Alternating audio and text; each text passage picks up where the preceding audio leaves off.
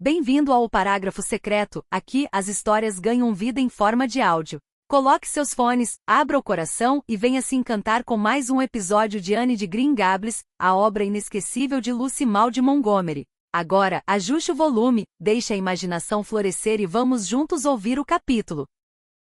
Capítulo 32. Sai a lista de aprovados. Com o fim de junho, chegou o fim do semestre e o fim do reinado da senhorita Stacy na escola de Avonlea. Anne e Diana de fato voltaram para casa se sentindo muito sérias. Olhos injetados, lenços úmidos depunham de modo convincente sobre o fato de que o discurso de despedida da senhorita Stacy deve ter sido tão comovente quanto o do Sr. Phillips havia sido. Sob circunstâncias similares fazia 3 anos.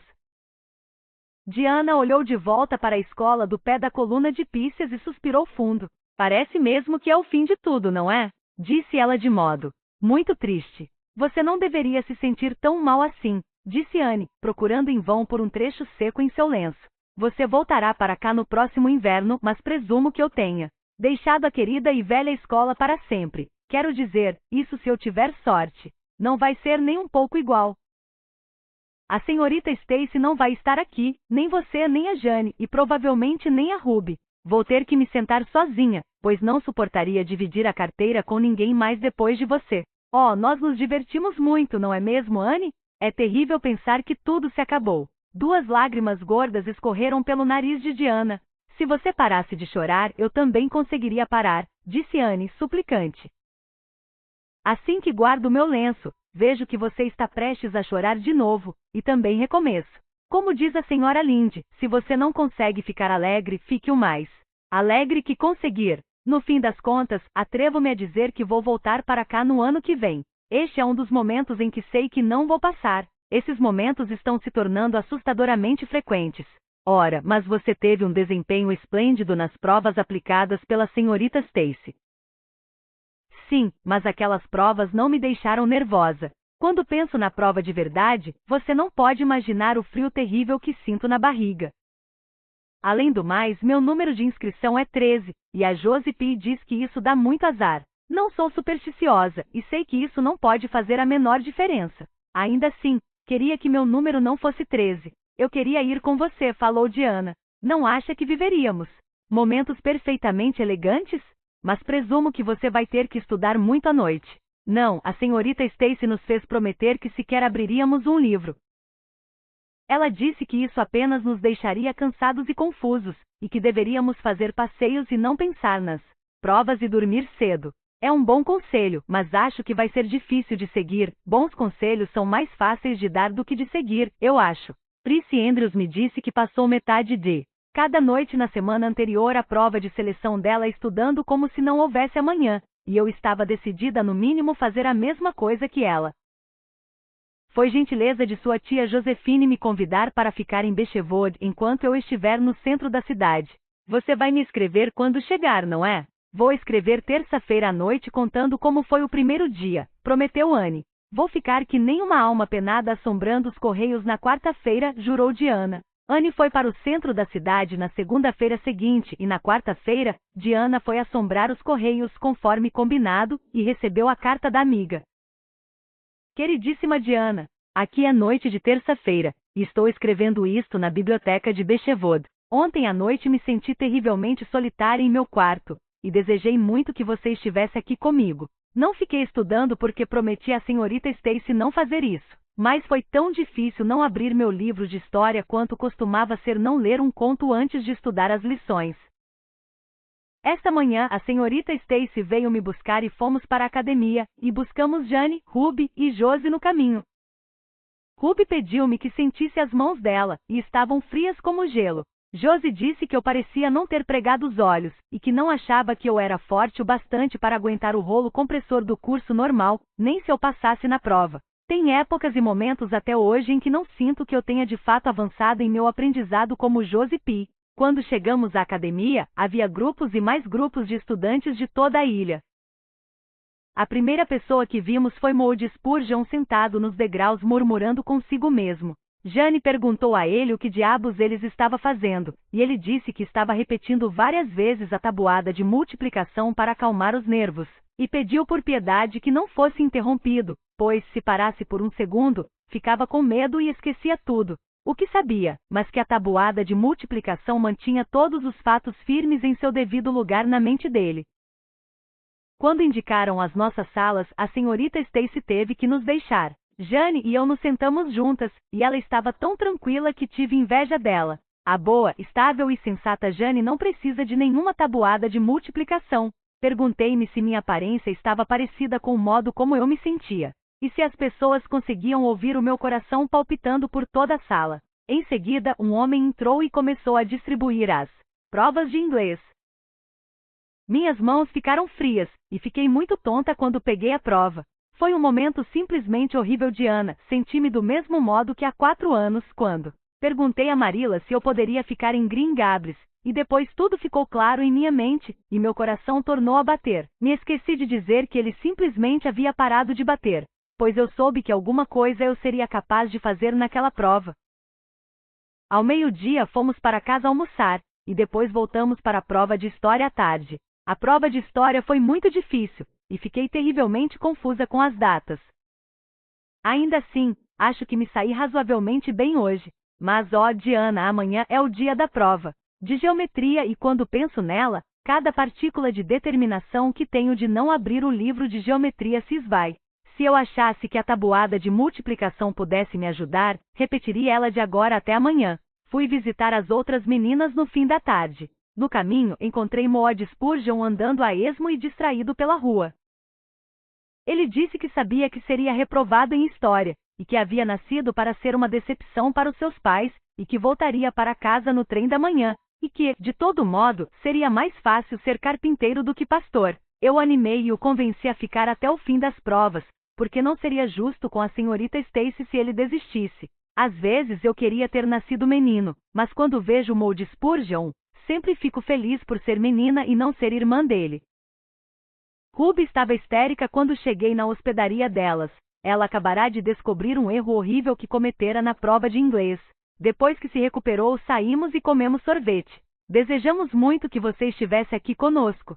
Diana, se pelo menos a prova de geometria já tivesse passado. Mas, como diria a senhora Lynde, o sol vai seguir nascendo e se pondo quer eu passe ou não na prova de geometria. Isso é verdade, mas não é exatamente consolador. Eu acho que preferia que ele não nascesse e se pusesse, se eu for reprovada. De sua amiga devota Anne. A prova de geometria e todas as outras terminaram em seu devido tempo, e Anne chegou em casa no fim de tarde de sexta, muito cansada, mas com um ar de triunfo atenuado. Diana estava em Green Gables quando ela chegou, e elas se cumprimentaram como se não se vissem há anos. Minha velha e querida amiga, é perfeitamente esplêndido revê-la. Parece que faz séculos desde que você foi ao centro da cidade. E Anne, como você se saiu?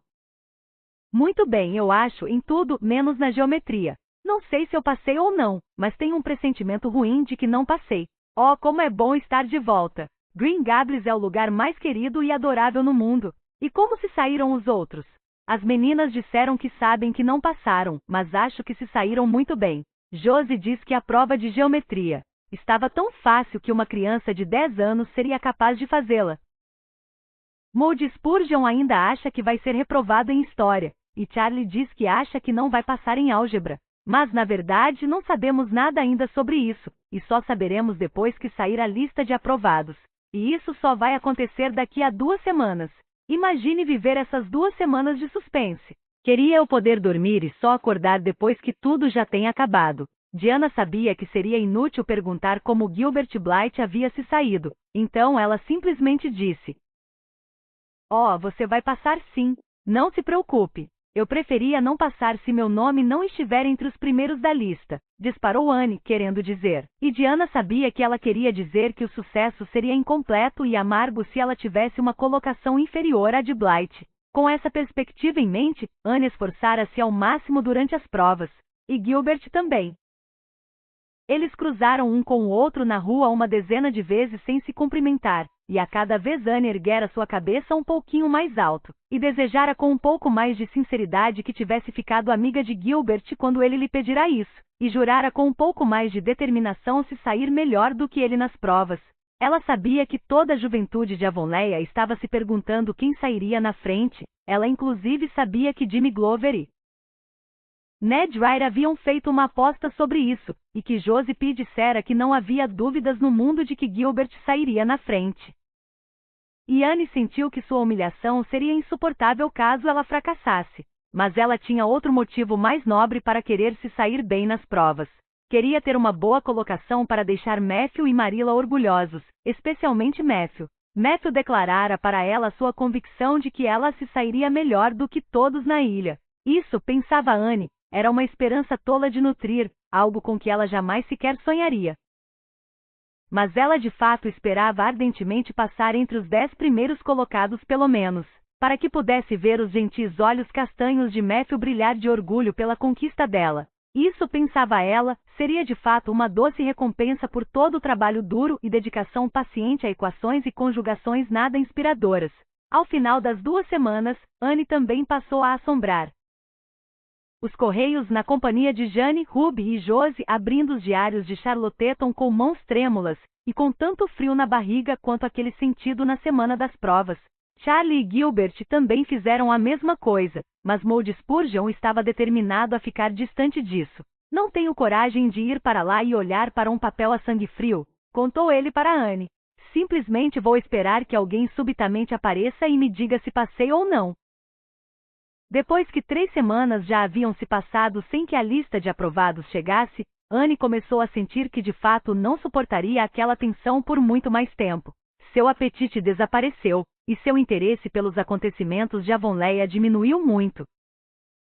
A senhora Lynde queria saber o que mais poderia se esperar quando um secretário de educação do Partido Conservador era quem estava no comando daquele assunto, e Matthew, reparando na palidez e nos passos arrastados que traziam Anne de volta para a casa dos Correios todas as tardes, começou seriamente a pensar se não seria melhor ele votar no Partido Liberal nas próximas eleições. Mas a notícia chegou certo fim de tarde. Anne estava sentada em sua janela aberta, momentaneamente alheia aos sofrimentos relacionados às provas e às preocupações mundanas, enquanto absorvia a beleza do crepúsculo estival, com o aroma doce das flores do jardim abaixo e o sibilante farfalhar dos álamos ao vento. O céu a leste sobre os abetos estava levemente tingido de rosa por conta do reflexo da luz que vinha do oeste, e Anne estava distraidamente pensando se aquela era a cor do espírito das cores quando viu Diana voando por entre os abetos, cruzando a ponte e subindo a inclinação, balançando um jornal em uma das mãos. Anne ficou de pé com um pulo, pois imediatamente soube o que continha aquele jornal. A lista de aprovados tinha saído. Ela ficou tonta e seu coração bateu até doer. Ela não conseguiu dar um passo. Para ela, pareceu ter passado 1 hora até que Diana viesse correndo pelo corredor e entrasse no quarto sem sequer bater na porta, tamanho era o entusiasmo dela. Anne, você passou, exclamou ela. Passou em primeiro lugar. Tanto você quanto Gilbert, vocês tiveram a mesma pontuação. Mas seu nome saiu em primeiro na lista.